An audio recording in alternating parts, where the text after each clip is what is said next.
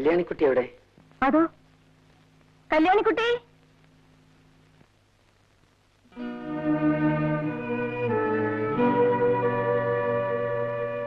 കുഞ്ഞെവിടെ? ഉറങ്ങാണ്. കൃഷിയൊക്കെ എങ്ങനെയുണ്ട്? തരക്കേടില്ല. എല്ലാം നോക്കാൻ കല്യാണിക്കുട്ടി തനിച്ചല്ലേ ഉള്ളൂ? തനിച്ചാവുന്നതാണ് സുഖം. ബോംബെക്ക് താമസം മാറ്റുന്നു എന്ന് പറഞ്ഞിട്ട് എന്തായി? അങ്ങനൊക്കെ പറയുന്നുണ്ട്. എനിക്കെന്തോ കല്യാണിക്കുട്ടി ഇങ്ങനെ തനിച്ചു നിൽക്കുമ്പോ. അതിന് ആ കുട്ടിക്ക് അങ്ങനെ ഒരു വിചാരമില്ല. ഭവാനി, നീ അപ്പുറത്ത് പോയി പണി വല്ലതും ഉണ്ടെങ്കിൽ നോക്ക്. ബാക്കിയുള്ളവരുടെ വേവലാതി നീ എന്താ മനസ്സിലാക്കാത്ത കുട്ടി? എന്റെ കത്തിനെന്താ മറുപടി അയക്കാഞ്ഞത്?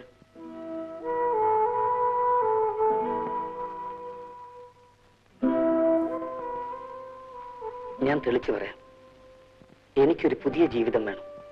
ബഹളങ്ങളും കോലാഹലങ്ങളും ഇല്ലാത്ത ഒന്ന്. അതിന് കല്യാണിക്കുട്ടി എന്നെ സഹായിക്കണം. എന്താ ഒന്നും മിണ്ടാത്തത്?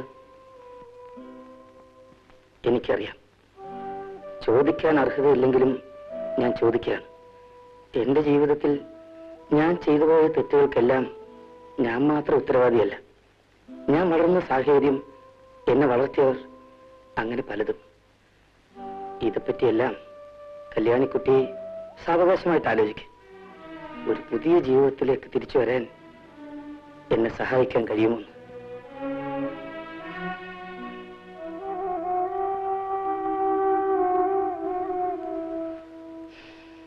ഞാൻ മറുപടിക്കായി കാത്തിരിക്കും.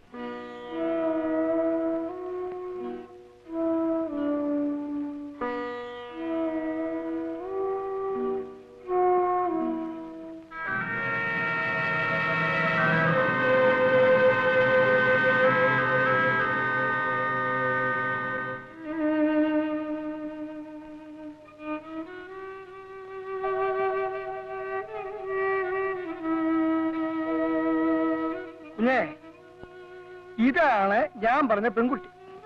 കുഞ്ഞിന്റെ ഒരു വാക്കേ വേണ്ടൂ. അടുത്ത മാസം വിവാഹമാണ്. എന്റെ കാര്യങ്ങൾ ഇനി അങ്ങോട്ട് ഞാൻ തന്നെ തീരുമാനിക്കുന്നതല്ലേ അതിന്റെ ഭംഗി. അഡ്വൈസ് വേണ്ടപ്പോ ചോദിച്ചോളാം.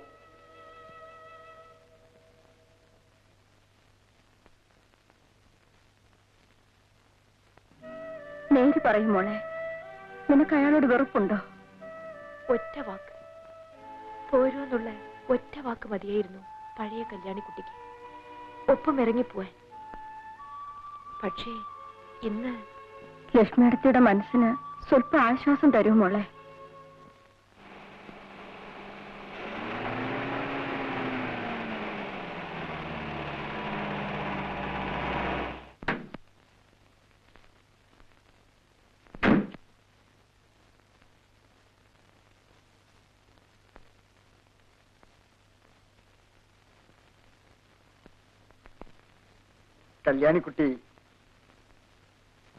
കല്യാണിക്കുട്ടി സമ്മതിച്ചു.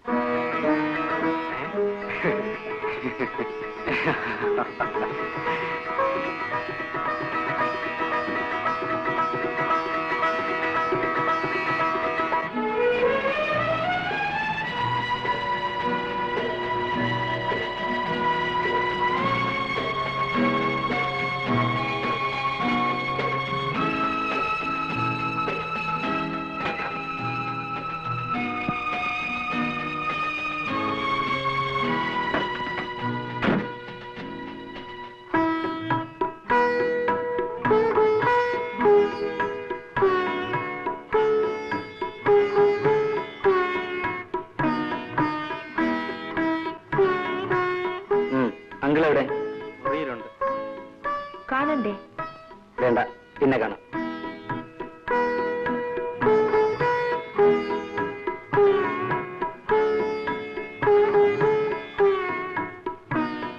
അമ്മ എവിടെ?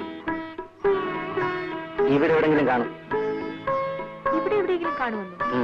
അമ്മയെ കുറിച്ചാണോ ഈ പറയുന്നത്?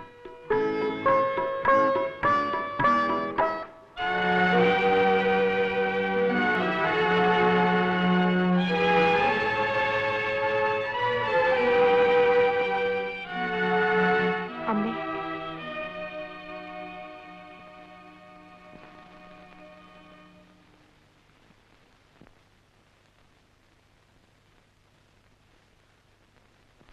അമ്മേ,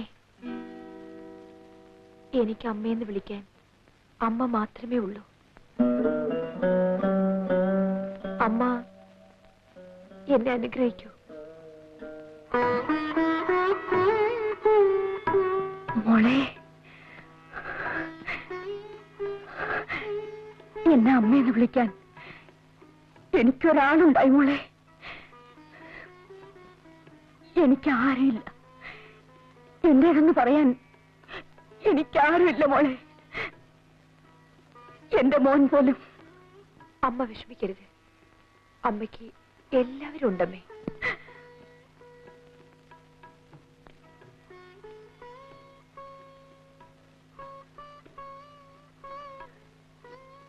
എന്റെ മോള് ഞാനൊരു കാര്യം ചോദിച്ചാൽ മോൾ എനിക്ക് തരൂ? ഞാനോ? ഞാനെന്താ അമ്മയ്ക്ക് തരേണ്ടത്?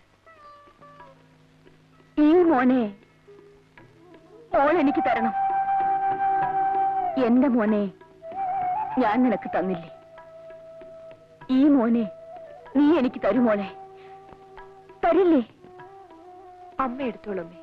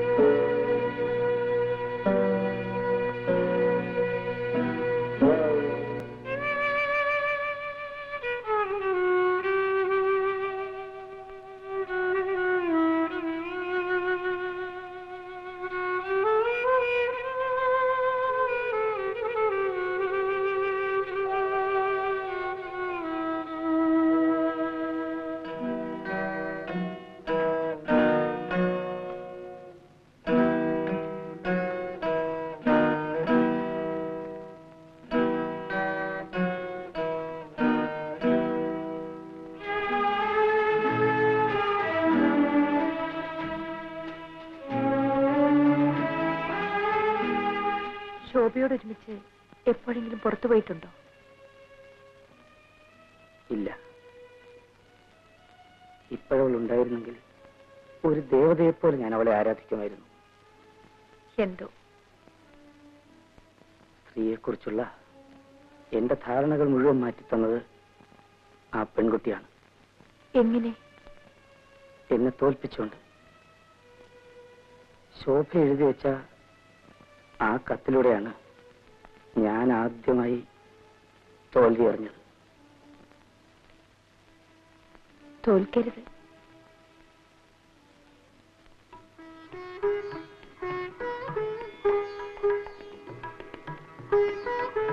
തോൽക്കാൻ